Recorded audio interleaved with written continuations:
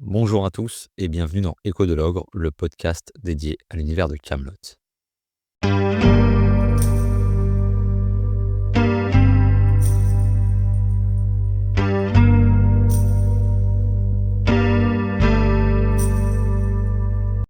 Aujourd'hui, on va parler de l'un des personnages les plus mystérieux, les plus inquiétants et peut-être les plus symboliques de Camelot, l'homme en noir. Il s'agit bien évidemment de Méléagant. S'il ne devait y avoir qu'un seul antagoniste dans la série, ce serait clairement lui. Mais qui est-il vraiment? D'où vient-il? Et surtout, dans quel but agit-il? Eh bien, dans cet épisode, on va essayer de retracer ensemble ses apparitions dans les livres, son rôle auprès de Lancelot et Arthur, et essayer de comprendre ce qu'il représente dans l'univers de Camelot. Je vais d'abord faire une petite parenthèse comme je le fais d'habitude, déjà, bien pour expliquer un petit peu le contexte. Pourquoi le choix du personnage de Méléagant? Eh bien, comme je l'ai dit dans l'épisode sur Lancelot, j'ai pour objectif de sortir de petits épisodes pour résumer l'histoire de certains personnages. Personnages qui seront présents dans Camelot deuxième volet. Car oui, si vous ne le savez pas, la présence de Méléagant a été confirmée dans l'affiche qui a été dévoilée par Camelot et Alexandre Astier avec la liste de tous les personnages présents dans les parties 1 et partie 2. Il avait été aussi un petit peu teasé à la fin de Camelot premier volet dans la scène post-générique. Donc je trouvais ça assez important de revenir sur ce personnage, surtout qu'il est très mystérieux et on n'en sait pas beaucoup sur lui, bien qu'il ait un rôle très très important dans Camelot. L'occasion aussi pour moi de rappeler que, bien que je sois un fan de Camelot et que, comme vous le savez, je regarde régulièrement la série. Alors le fait que je regarde la série, du moins qu'elle tourne en fond, ne veut pas dire que je suis assis devant à regarder. Ça ne veut pas dire que je sais tout de Camelot. Je ne prétends pas tout savoir de Camelot, de tout avoir compris. Encore moins pour le personnage de Méléagant qui est très, très mystérieux. Je fais ça par pure passion, ce n'est que mon point de vue et parfois je peux me tromper dans ce que je dis, que ce soit, à l'oral ou parce qu'une mauvaise prononciation ou simplement, parce que je n'ai pas forcément bien compris quelque chose. Donc je vous invite vraiment, à partager votre vision de l'histoire, des personnages, ne pas hésiter à me corriger en cas de besoin. L'objectif aussi avec Écho de l'Ogre, c'est de partager une passion, qui est Camelot et bien d'échanger tous ensemble et de s'apprendre les choses les uns les autres. Voilà, je trouvais ça encore plus important pour Méléagant parce que, on n'en sait pas beaucoup. C'est un personnage qui se dévoile un petit peu au cours du livre 5, mais on ne sait pas énormément de choses sur lui. Voilà, je trouvais ça assez important de, faire ça maintenant. Alors maintenant, bon, les pierres sont posées, les premières pierres sont posées, on va pouvoir démarrer notre épisode tranquillement et donc parler de Méléagant, qui est interprété par Carlo Brent. J'espère que je prononce bien son nom de famille. Et quelle interprétation! Vraiment, je trouve que ce personnage, il est incroyable. Du moins, l'acteur est incroyable. Il fait flipper. Voilà, je pense que, on peut pas dire mieux. On en reparlera un petit peu plus au cours de l'épisode, mais vraiment, son interprétation fait que le personnage fait peur. Il a une voix très grave, il est impressionnant. Le fait qu'en plus, voilà, il a ce jeu avec son regard, cette posture, tout y est. Vraiment, c'est impressionnant. Méléagant, comme je l'ai déjà dit à plusieurs reprises, il a un rôle très important dans Camelot, mais pourtant il arrive très tard puisqu'il n'arrive que dans le livre 4. Il arrive dans un premier temps pour Lancelot, qui, pour vous remettre un petit peu dans le contexte, à ce moment-là, Lancelot a quitté Camelot pour fonder son propre camp. Il a été rejoint par Guenièvre et l'homme en noir rôde autour de son camp, sans jamais vraiment s'approcher. Ce qui va faire douter un petit peu Lancelot de sa santé mentale et aussi des autres personnes. Les autres personnes vont commencer à dire que Lancelot est devenu fou puisqu'il se sent observé en permanence par justement ce fameux homme en noir. Mais la première vraie apparition de Méléagant auprès de Lancelot, elle se fait dans le désordre de la nuit, à la fin du livre 4, alors que Lancelot a tout perdu, puisque Guenièvre s'est enfui avec Arthur, qui a aussi mis à sac au passage son camp, mettant fin un petit peu à cette petite histoire, à cette quête qu'il avait montée de son propre côté. De son côté, ça ne voulait pas dire grand-chose. Et eh bien, alors qu'il est au plus bas, c'est là qu'apparaît Méléagant. Lancelot est allongé sur le sol et l'homme en noir apparaît au-dessus de lui. citant, vraiment un texte à ce moment-là qui pose les pierres de ce personnage. C'est une scène qui est glaçante, il installe son aura sombre. Il dit, de manière un petit peu résumée, que pendant que certains fêtent le solstice, le jour le plus long, eh bien lui célèbre secrètement le retour des nuits, des longues nuits pour être plus précis. Et la manière dont il le dit, eh bien, ça nous fait comprendre que Méléagran va être un personnage assez sombre, un personnage plutôt méchant. Mais tout ça, ben, ça se dévoilera plutôt dans le livre 5. Donc on va rester dans le livre 4, dans l'épisode La Réponse, où Arthur lit une prophétie qui annonce la venue d'un personnage. Et cette prophétie, eh bien, on va la lire tout de suite. Siècle des larmes, hurlant. Au jour Dieu, roi de l'ogre, fait affront du lac, combattant frère à l'épée. Femme de vanne épousée, commet faute. Panique, ruine, fin d'un monde, sur terre, sans démon ni sorcière, vient Dieu des morts, solitaire, des frayeurs du ciel, à l'insulte, la réponse.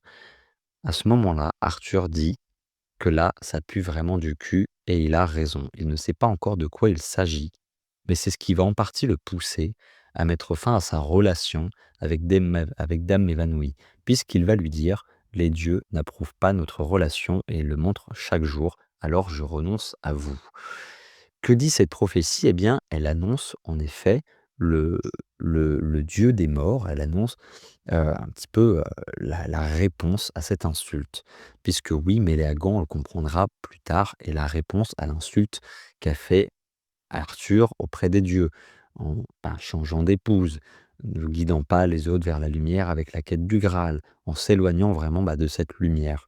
On en parlera un petit peu après. Voilà ce qui est pour le livre 4. À ce moment-là, Arthur, donc lui, ne sait pas trop à quelle sauce il va être mangé, mais comprend que, des choses vont se passer pour lui. C'est dans le livre 5 que tout va s'accélérer. Tout d'abord avec Lancelot, puisque dans le tout premier épisode, eh bien, Méléagant retrouve Lancelot qui est parti en retraite suite à son conseil. Comme il le dit lui-même, pas dans une petite clairière avec un beau ruisseau à côté, non. Dans une terre complètement désolée, triste et grise. Il nous apprend, Méléagant, qu'il a éviter, on va dire, que Lancelot se tranche la gorge, mais il ne l'a pas fait par bonté. On se doute à ce moment-là qu'il l'a fait pour nourrir le désespoir de Lancelot et surtout pour le manipuler, puisque le manipuler, c'est ce qu'il va faire pendant la plupart du livre 5. Il va se servir très clairement de Lancelot, se servir de ses faiblesses, de ses failles, et Lancelot en a quelques-unes, et notamment, eh bien, son besoin un petit peu d'être guidé, son besoin d'être approuvé, eh bien, Méléagant va lui donner tout ça. Mais à ce moment-là, eh bien, Lancelot, lui, ne sait pas qui il est. Simplement, heu, il sait que, voilà, c'est un homme en noir qui le suit, qui lui donne des conseils, mais malgré tout, il le dit: «J'ai la sensation que je dois vous écouter». Méléagant ne révélera son prénom que bien plus tard dans l'épisode Corvus Coron. J'espère que je le prononce bien encore une fois. Voilà, il lui donne que quelques indices, en fait, petit à petit. Il explique à Lancelot que Lancelot est l'élu, mais pas celui des dieux, qui ont choisi Arthur, l'élu des autres dieux, ceux qui récompensent la détermination et le sang versé. Donc là, bon, on comprend que, aussi, Méléagant, il n'est pas forcément envoyé, pour, le bien et pas pour encourager de bonnes choses. Il va aussi, dans l'épisode Aux yeux de tous 3, amener la Dame du Lac qui, pour rappel, en effet, bien est sur le monde, elle a été bannie par les dieux, donc elle est visible de tous. Elle est devenue humaine et bien, en fait, Méléagant va la conduire à Lancelot.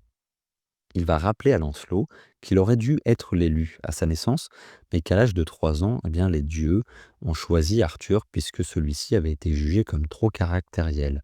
Et donc la Dame du Lac aussi s'était détournée de Lancelot pour créer encore un peu une fois de la frustration, pouvoir créer de la comparaison avec Arthur, lui faire comprendre que Arthur, lui, a été choisi et non pas lui, et cetera, pour vraiment, bah, le manipuler. Alors que la Dame du Lac va lui demander qui il est, il va répondre la réponse. À ce moment-là, la Dame du Lac a clairement peur. On sent la peur dans ses yeux, dans sa réponse, puisqu'elle va dire: «Vous êtes, ah oui, la réponse». Ça fait beaucoup de fois la réponse dans la même phrase. Donc on sait qu'elle sait qui il est. qu'il est donc bien la réponse à l'affront qui a été commis, même aux affronts qui ont été commis et que, bien, ça n'annonce pas de belles choses. Il va pousser par la suite un peu plus Lancelot à abandonner toutes ses valeurs de chevalier, blanc, de chevalier avec, vraiment, de l'honneur. Il va le pousser à tuer un voyageur qui s'avérera être en fait son cousin Lionel. Alors il ne le fera pas, mais Méléagant sape à ce moment-là vraiment tous ses principes. Il le pousse vraiment de plus en plus et eh bien, il va vraiment user de Lancelot. Il va vraiment le vider de tous ses repères et le faire obséder complètement par Arthur. Il va vraiment, agir comme un mentor toxique. Il ne cherche pas à guider, mais à le pervertir complètement et c'est ce qu'il va réussir à faire. Je vais m'arrêter là un petit peu pour Lancelot, heu, puisqu'on va aller sur Arthur maintenant, vraiment parler du rôle qu'a eu, heu, eh bien, heu, Méléagant sur Arthur. Puisqu'en effet, pour vous remettre un petit peu dans le contexte, dans le livre 5, Arthur replante Excalibur dans le rocher, mais décide de ne pas la retirer, alors qu'il a laissé tout le monde essayer. Il va décider qu'il abandonne cette quête et qu'il en a marre et il va plutôt partir à la recherche de sa descendance. Au cours de ce voyage, eh bien, il va partir tout d'abord avec Guenièvre qui va devoir, rester pour retourner ensuite à Camelot et donc il va partir tout seul. Méléagant va lui servir de guide. Il va le rejoindre dans le phare alors que donc Arthur a demandé un guide, auprès des jumelles, du père des jumelles du pêcheur. Donc Arthur, eh bien, va être complètement perdu. Il va être réveillé par Méléagant qui va donc se faire passer pour ce guide avec des dialogues très froids, presque mécaniques. Il va comprendre au fur et à mesure de ce petit voyage, ce voyage, de la dépression, on pourrait le nommer, que, eh bien, Méléagant sait tout de lui et au cours de ce voyage, eh bien, il va le pousser au plus fond, au plus profond de sa dépression. Tout d'abord en l'emmenant voir Anton. Anton qui a été le père adoptif d'Arthur.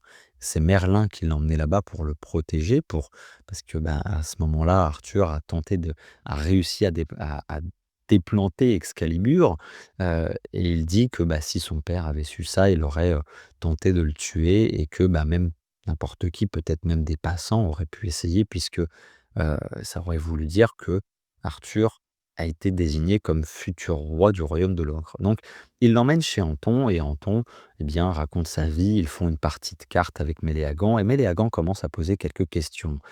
Il lui parle d'un jeune qui a été, venu vivre chez lui pendant un temps, donc quand on répond à ses questions, il explique qu'en effet, il sait que de parler, il posait beaucoup de questions et qu'il a été emmené par les soldats romains alors qu'il était tout petit et lui il disait: «Mais il faut pas l'emmener» et cetera, jusqu'à venir à la fameuse discussion des différents colliers. Puisque oui, Anton fabrique des colliers qui illustrent les différents dieux et Méléagant, eh bien, va dire à Arthur: «Ah mais vous, vous en avez un, vous voulez pas le montrer» et donc il sait exactement ce qu'il fait. Arthur va montrer le collier représentant le dieu Dogma et Anton va évidemment le reconnaître puisque c'est lui qui l'a fabriqué et qui l'a offert à Arthur. Ça va humilier Arthur complètement puisque Anton explique avant, ainsi que, le fils d'Anton, que Arthur n'est jamais revenu les voir.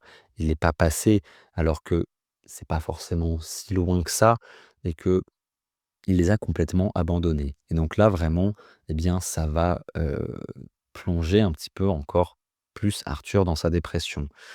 Ce qui ne va pas l'aider, c'est ce fameux théâtre fantôme, ce théâtre ambulant où, Méléagant et Arthur vont s'arrêter. Alors moi, c'est un moment du livre 5 que je trouve plus que glaçant, honnêtement, parce qu'il y a une atmosphère très malsaine dans ce théâtre, avec tous ces personnages, avec toute cette compagnie, heu et Arthur va littéralement péter un câble là-bas, dire, «Moi, je vous prends tous, un par un, je le fous en feu là, votre compagnie là, vous allez le voir énervé, le chef de guerre». Il va s'énerver et puis, ben, il va y avoir pas mal de choses. Ils vont jouer une pièce de théâtre le soir où Arthur va devoir porter une tenue de loup et les gens vont lui demander de grogner. En fait, c'est Méléagant qui va sortir un grognement animal, un vraiment du démon, pour le dire. C'est là où je me suis dit: «Ouais, définitivement, il est pas humain». C'est ça pourrait être le diable, ça pourrait être l'envoyé, d'un dieu, clairement maléfique. Enfin, voilà, une personne saine ne fait pas ça Et donc bon, toute cette scène, tout ce petit voyage va pousser un petit peu plus Arthur dans la dépression, tout ce qui va se passer, dans ce théâtre et notamment le fait que Méléagant va manipuler la voyante Prisca qui va annoncer à Arthur qu'il est stérile et ça va plonger Arthur au fond du fond. Il va dire suite à ça à Méléagant: «Vous ne me ramenez pas à Camelot, c'est pour ça que je ne reconnais pas le chemin, c'est pour ça que je ne reconnais rien. Presque vous voulez me tuer» et lui va expliquer que non, il ne tue pas, son intérêt est dans le sabordage. Et oui, en fait, Méléagant, il ne tue personne, il saborde les gens et il va pousser justement Arthur à pousser l'irréparable, à tenter de mettre fin à ses jours. Il sera sauvé par Lancelot. Est-ce que c'était prévu par Méléagant? Ça, pour le moment, on ne le sait pas. On peut l'imaginer, on peut théoriser là-dessus, mais en tout cas, c'est pas sûr. Mais en tout cas, il a réussi son coup puisque clairement Lancelot a tourné du côté obscur et Arthur a tenté de mettre fin à ses jours. Donc c'est mission complètement accomplie pour lui. On le reverra dans le livre 6 et on le verra à un moment plutôt déterminant puisque c'est la dernière fois où nous verrons César vivant. Il va aussi pousser César à mettre fin à ses jours, de la même manière d'ailleurs que, Arthur. Alors, qui est-il? Qu'est-ce qu'il représente, ce Méléagant dans l'histoire? On sait qu'il sait beaucoup de choses. Il connaît les gens. Il connaît les gens au plus profond d'eux-mêmes. Il connaît toute leur histoire de A à Z. Il connaît leurs émotions. Il connaît leur destinée. Il connaît l'univers, le Big Bang et les secrets du divin. Il connaît les dieux et donc il dépasse le cadre humain. Il a accès à des connaissances que les humains n'ont pas. Il n'apparaît qu'à certains personnages clés, Lancelot, Arthur, la Dame du Lac et donc César. Il y a différentes interprétations possibles. Il serait un démon, un émissaire divin, une allégorie de la mort ou du désespoir, une incarnation du doute ou de l'échec. Il y a une théorie que j'aime beaucoup, qui a été écrite par une personne sur Discord il y a pas mal d'années, qui nous dit que Méléagant serait un tueur de légende. Car oui, normalement, dans la légende, Lancelot est le chevalier blanc, Lancelot est une personne lumineuse. Et là, eh bien, Méléagant va complètement le pervertir. Il va aussi clairement se jouer d'Arthur, le pousser au fond de la dépression. César, qui est le symbole de l'empereur, de l'empire, pardon, qui est censé représenter la force, etc. Et bien dans Camelot, il est représenté comme un vieux pépé qui se fait dessus, il a vraiment plus rien d'un empereur. Eh bien, Méléagant va justement le pousser à mettre fin à ses jours, le pousser dans ces choses-là. Et donc, est-ce qu'il ne serait pas en fait un tueur de légende? Heu, les légendes dans Camelot, finalement, on est loin de la légende du roi Arthur ou la quête de la noblesse et cetera et cetera. Il est mal marié, la quête du Graal se passe pas comme il faut. C'est un César sénile, Bohort est complètement lâche, Lancelot est obsédé, que ce soit par, son orgueil ou par la dame du pas la dame du lac, par Guenièvre. Enfin, rien n'est d'épique, tout est tragique et bien, justement, Méléagant devient le destructeur ultime. En fait, il pousse tout le monde dans ses retranchements et sa mission, ce serait plutôt de tuer la légende, de saboter la légende. Heu et vraiment, ben je trouve que ça le représente bien, en fait et comme je l'ai dit, on ne sait pas réellement d'où il vient. On ne sait pas à aucun moment c'est très clair, c'est expliqué: «Je viens de là, je suis envoyé par un tel». On connaît juste son nom, Méléagant, surnommé la Réponse, l'envoyé sûrement des dieux, mais lesquels? Puisqu'on sait qu'il y a du moins différents dieux. Alors, c'est un petit peu moi dans Camelot, c'est un peu ça où on on nous parle du dieu unique, mais en même temps des différents dieux, puisque il y a les médaillons des différents dieux et cetera donc heu et puis la Dame du Lac parle des dieux d'ailleurs. Donc voilà, ça c'est un petit peu, ben, c'est un peu flou. Si vous avez des théories et cetera, n'hésitez pas à partager. Peut-être que vous aurez compris beaucoup plus de choses sur Méléagant que moi. Mais en tout cas, c'est pas un épisode facile à écrire puisque, ben, on ne sait pas grand-chose de lui. Mais ça ne s'arrête pas là. Puisqu'à la fin de Kaamelott, premier volet, il y a une scène post-générique où un personnage rampe dans la neige, mange de la neige et se retourne et s'avère être Méléagant. Eh bien, cette scène Si on revient un petit peu en arrière, elle nous avait été un petit peu teasée. Car oui, dans le livre 5, épisode 1, alors que Méléagant retrouve Lancelot, il lui explique que quand sa mission est accomplie, il se retire, presque tel un cadavre, recroquevillé sur lui-même, recouvert par les feuilles. Les saisons passent et passent au-dessus de lui, mais le jour où la corneille entend une personne pleurer, eh bien lui va ramper dans la neige, manger la neige, boire l'eau croupie et ses ennemis tressaillent car ils savent qu'il est de retour. Justement, Kaamelott Premier Volet nous annonce son retour. Le retour d'un Méléagant. Alors quel impact va-t-il avoir? Est-ce que Lancelot va se laisser guider, duper de nouveau par Méléagant? Pas sûr, puisque Lancelot va sûrement être guidé par le roi Ban, son père. Les 2 peut-être. Est-ce que Méléagant va avoir un rôle sur Arthur? Mais Arthur ne se laissera peut-être pas faire cette fois. Est-ce qu'il va plutôt se tourner vers un autre élu? Pourquoi pas Perceval? Et oui, car alors, on le sait, Perceval ne sera pas présent, mais Méléagant s'attaque à la légende, s'attaque aux élus. Et on le sait, Perceval a une destinée extraordinaire. Et si justement Méléagant était la cause de la disparition de Perceval? Ça, c'est ma petite théorie à moi. Alors peut-être que certains vont complètement la démonter, avec de très bons arguments, mais j'y ai pensé. C'est vrai que je me suis dit: «Mmh, ça pourrait, pourquoi pas?» heu, donc on verra. Voilà, en tout cas, il est présent dans les 2 films. Alors est-ce qu'on le verra beaucoup, pas beaucoup? Heu, on verra bien. En tout cas, c'est un personnage pour sûr, qui a une très grande importance dans Kaamelott, notamment, bah, dans le livre 5. Moi, comme je l'ai dit, c'est un personnage qui fout les chocottes. Franchement, c'est son interprétation, elle est dingue et vraiment, bah, il fout un peu les chocottes.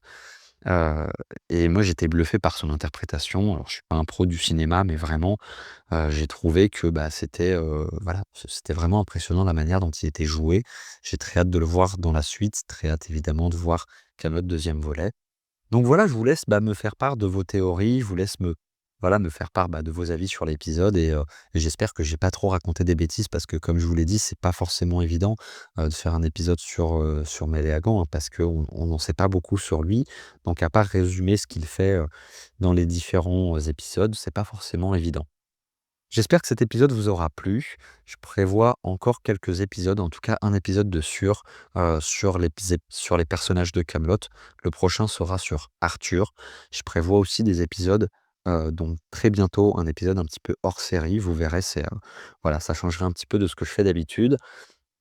J'ai évidemment très hâte de Kaamelott deuxième volet. J'essayerai, de faire différents épisodes. Je vais pas trop vous les spoiler maintenant, mais l'idée, voilà, plus on va s'en approcher, ça va être de faire des épisodes en lien avec Kaamelott deuxième volet pour donner, bah, tous les éléments à tout le monde puisque oui, tout le monde n'a pas forcément le temps de regarder les 6 saisons, le film, ou alors n'a pas vu, bah, depuis longtemps ou simplement pour le plaisir d'écouter un podcast.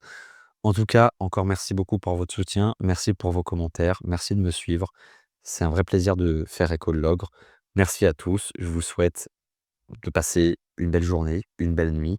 C'était Lucas de l'Écho de l'Ogre. Je vous dis ciao et à très vite.